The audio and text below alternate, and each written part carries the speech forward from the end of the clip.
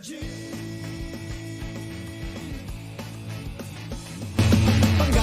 energy kaibigan mo. Pangga, energy ang numero uno. Agad tumango na at isigaw mo. Same, pero iba. Pag sabihin radyo, sabihin mo energy. Naka-energy na ba ang lahat? Lagi-lagi. Ang nag-iisang girlfriend mo sa radyo, DJ Lindsay. Ang pinakamakulit na girlfriend mo sa balat ng radyo. Isang magandang morning sa inyong lahat. Ako pa rin po nag-iisang girlfriend mo sa radio. My name is Lindsay. Makulit, pero may puso. Handang makinig sa mga kwento mo. Alam mo, feeling ko kailangan mo na siyang iwan kasi it doesn't make sense. Ang kwento sa lihim ng liham. Mahal kong Lindsay. Hello po. I just wanna share my dilemma sa buhay. I've been close friends with this guy. Kasal na po siya. And I'm also close doon sa kanyang misis o asawa. DJ Lindsay, ever since high school kami, lagi nang nagpaparamdam sa akin si Guy. And being a naive teenager, I thought na pinagtitripan niya lamang ako. Nagka-jowa ako at nagka-jowa din naman siya, but we still remained close and super friends. As in yung close na halos araw-araw magka-text at magkatawagan pa. Yung mga jowa namin noon, walang pakialam sa amin since alam nila na close talaga kami. No strings attached, kumbaga. Kaya parang hindi naman sila bothered sa friendship namin ni Guy. Few years later, DJ Lindsay, yung boyfriend ko at ako broke up. Tapos yung si Guy at saka yung girlfriend niya ay nagpakasal na. Still, hindi pa rin po nawala yung closeness namin noong lalaki. Recently lang, DJ Lindsay, nalaman ko na yung pagsasama nila ay medyo hindi maganda. He decided to ask me to hang out. At ang sabi niya, bilang kaibigan ay dapat damayan ko raw siya. Pumayag naman ako. Akala ko kasi mag-uusap lamang kami. Akala ko maglalabas lamang siya ng sama ng loob sa akin. But going out with him that night was a mistake. May nangyari po sa aming dalawa. Yes, I gave in. Because all this time, hindi ko alam na I secretly wanted him. Hindi lang po isang beses nangyari, DJ Lindsay. 2, 3, at may pang-4 pa. Walang sino man ang nakaalam nito. As in no one but us. I wanted him, but not this way. I feel so bad, DJ Lindsay. I wanted to cut him off, pero hindi ko po kaya. Hindi ko po kayang pakawalan ang lalaki who's always been there for me. Yun nga lang, hindi ko rin naman po gustong masira ang pamilya niya. Pero sa tingin ko ngayon, nangyayari na yun. Buntis na po ang kanyang asawa. Pero kahit kailan hindi po namin napag-usapan ang status naming dalawa. Palagi niyo pa rin po akong sinasabihan ng mahal na mahal niya ako. I never knew that love could be this cruel. Titigilan ko na siya, DJ Lindsay. Hindi ko na gustong saktan pa ang kanyang pamilya. Alam ko sa sarili ko na hindi ako gantong tipo ng babae. At least, yung bagay na yon alam ko. I hope his family can forgive me in the future. If ever na malaman man nila ang nangyayari sa amin.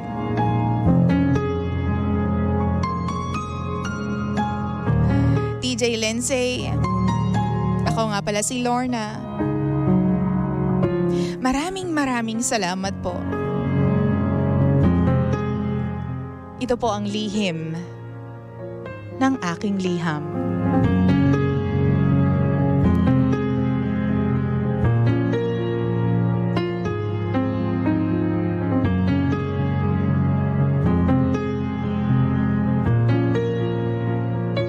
Lihim ng liham. Achuchu. Hi! Oras natin sa Bangkapuloan. Check your time. 13 minutes. Makaraan po ang 9:09 ng umaga. Wow! 9:13 on the clock. Isang kembot na lang at 9:14 na. Bakit? Walang kinalaman. Trivia. Alam mo ba na ang kasunod ng 13 ay 14? Wala lang. Na-mention ko lang. Hi, gandang umaga po sa inyong lahat. O sa lahat po ng mga nakikinig sa atin sa mga bahay nila, sa mga opisina, sa lahat po ng mga nandyan po sa mga sasakyan nila, may maagang meeting. Good morning po sa inyong lahat. Ito po ang lihim ng liham at ako po ang pagandang DJ sa radyo. Ako po nag-iisang girlfriend mo sa radio. My name is Lindsay. At ito po ang lihim ng liham.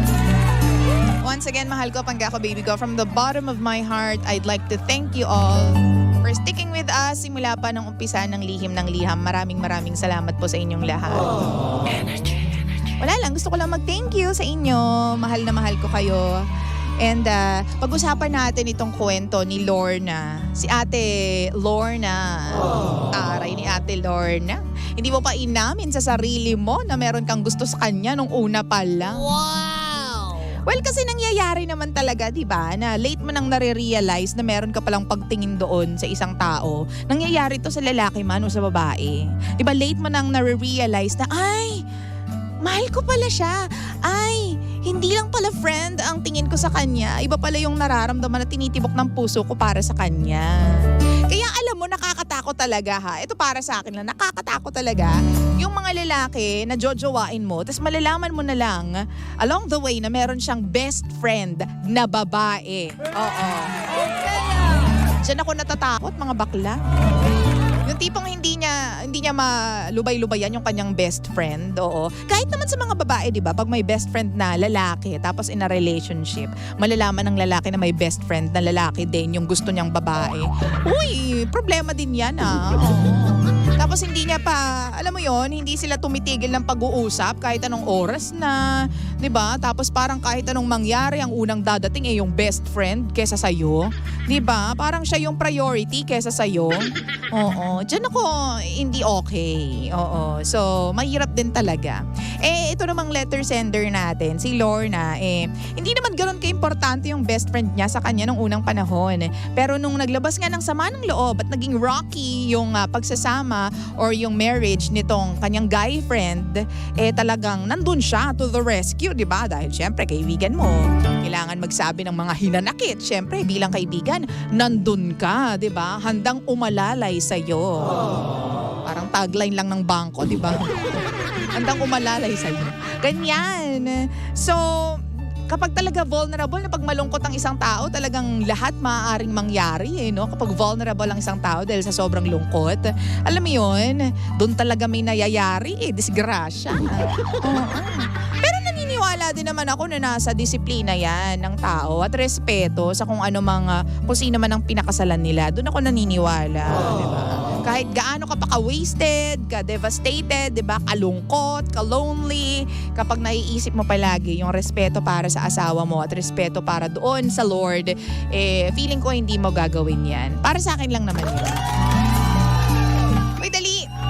Anong masasabi nyo na kailangan gawin ni Lorna sa kanyang buhay?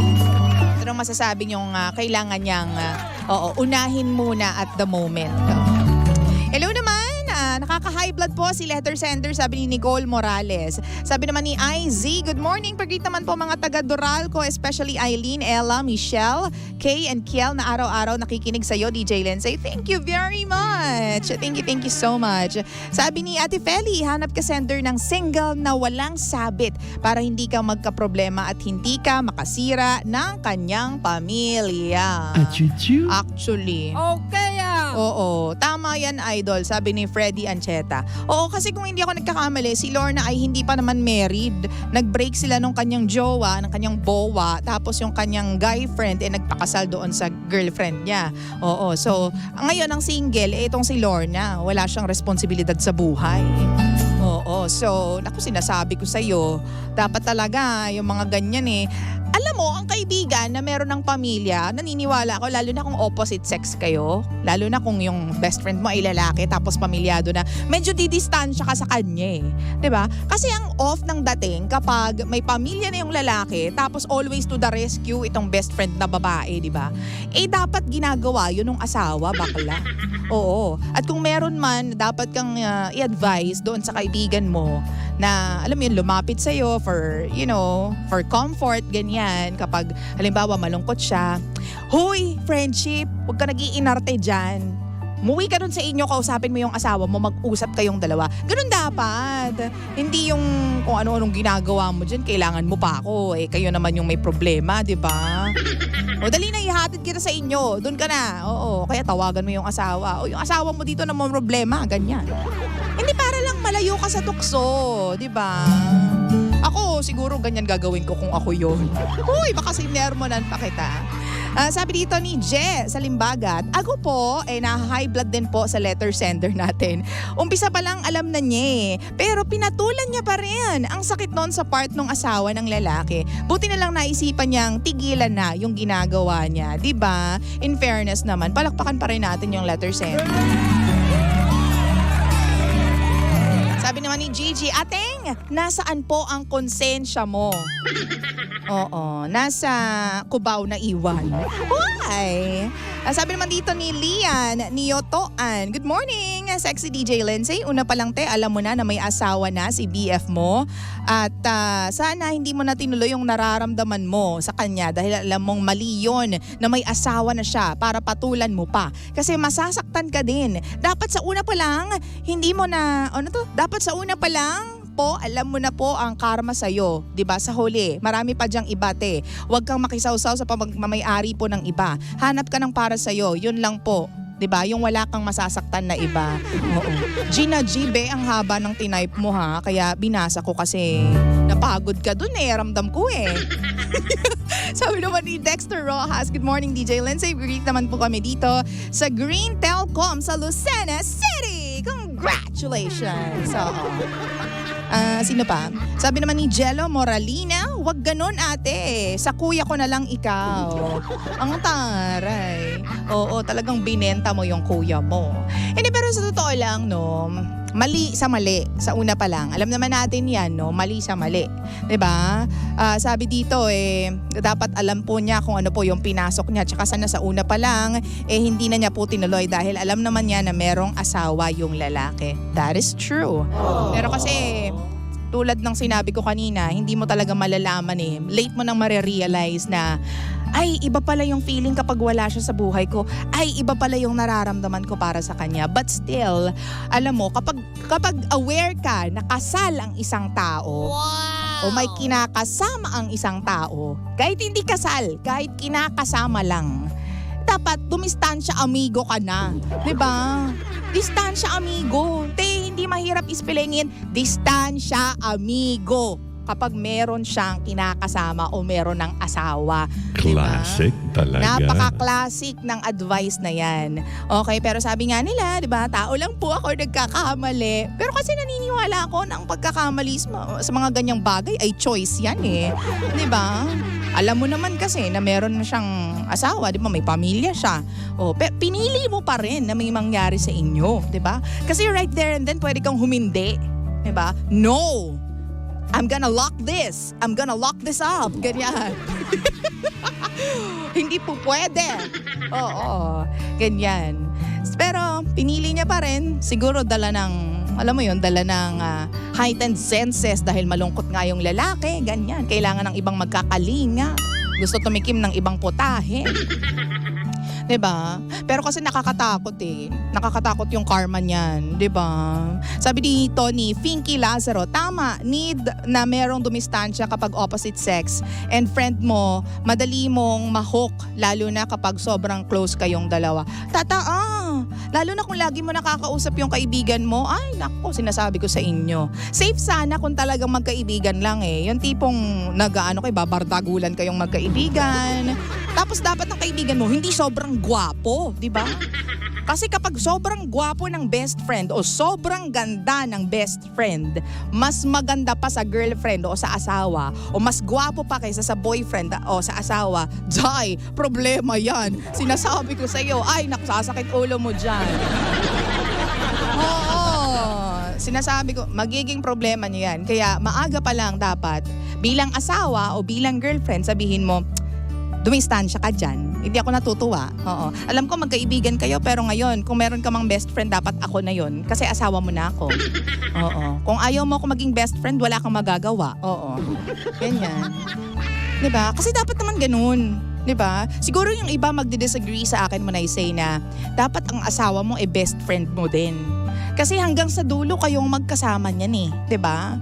Yung ibang mga kaibigan mo magkakapamilya, magkakaroon ng ibang mga issue sa buhay, magkakaroon ng ibang dilema sa buhay, 'di ba? Pero yung asawa mo, come what may, nandyan yan sa tabi mo. Kaya dapat siya yung best friend mo, drinking buddy mo, katsikahan mo, kachismisan mo, 'di ba? O ka-chat mo, ka-video call mo, lahat.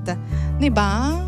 Kalaro mo sa mga video games o kasama mo, gym buddy mo, lahat. Siya talaga dapat, lahat-lahat. Some people, again, may not agree with me on this kasi sasabihin nila, hindi, dapat may hinga factor din po. Dapat may ibang tao din tayong nakakasama. I get it. Pero ito yung paniniwala ko. Kasi yung ibang tao na yan, iiwan ka rin pagdating ng panahon. Magkakaroon sila ng sarili nilang buhay, sariling problema in the long run. And iiwan din nila tayo, 'di ba? Magkakaroon sila, magiging busy din sila sa buhay. Pero yung asawa mo, alagaan mo lang, i-nurture mo lang yung kanilang o yung inyong relasyon. Hindi kayo iiwan yan, sasamahan ka niyan hanggang sa huli. 'Di ba? Sabi ni Marvin Doros, sa una pa lang alam mo na yung posibleng mangyari. Kaso yung plano ng lalaki, plano rin ng babae. Why? 'Di ba? Hanap ka na lang ng walang sabit, sabi ni Marilu Bernaldez. Sabi naman ni Vance, tama, bawal maging escabeche. O, di ba? Bawal talaga yan. Oo, sabi dito, partner in crime mo, all in one. Dapat talaga asawa mo ang best friend mo. Di ba? Sabi ni Bernard Arata, respect goes both ways. What you did actually lose your respect to yourself and the family of the guy. You know from the beginning you should have keep your distance. You have the choice to stop and be the solution. Diba? English eh. Diba? Ganun ang nasabi. Tama, exactly, definitely, correct. Yun na lang yung nasabi. Nakakaloka. 9:27 na po ng nagmamagandang morning. Bangga kung alam mong isa ng mali ang ginagawa mo, then congratulations kung napili mong umalis na dyan sa pagkakamali na yan. Lorna, thank you so much for entrusting your story with us dito po sa Lihim ng Liham, and we wish you well. Giving you something from Whitney Houston. This one is called I Want to Run to You. Tutok lang! Kita mo, ang ganda ng intro, di ba?